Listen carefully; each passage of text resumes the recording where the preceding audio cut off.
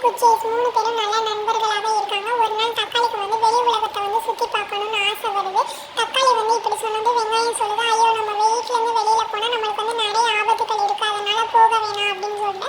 ஆனால் வெங்காயம் சொல்கிறத வந்து தக்காளி வந்து கேட்கவே இல்லை. குச்சேஸை கூட்டிகிட்டு வந்து கிளம்பிடுது. அப்போதைக்கு வந்து குளிர்காலம்ன்றனால நல்லா வந்து ஜாலியாக போய் விளையாண்டுட்டு வர்றாங்க.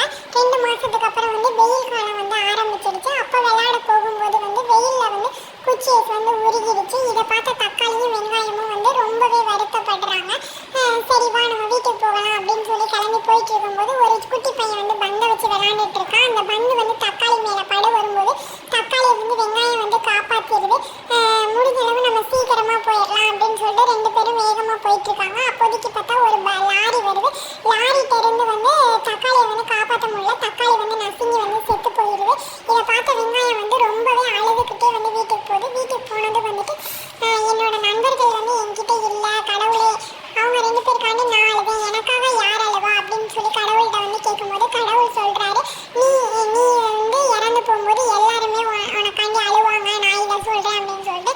ஆனாலும் எனக்கு பரவாயில்லை, என் ஃப்ரெண்ட்ஸை நீங்கள் திருப்பி கொடுங்க அப்படின்னு சொல்லும்போது பச்சை மிளகாயை வந்து நீ ஃப்ரெண்டாக வச்சுக்கோ அப்படின்னு சொல்லிட்டு கடவுள் வந்து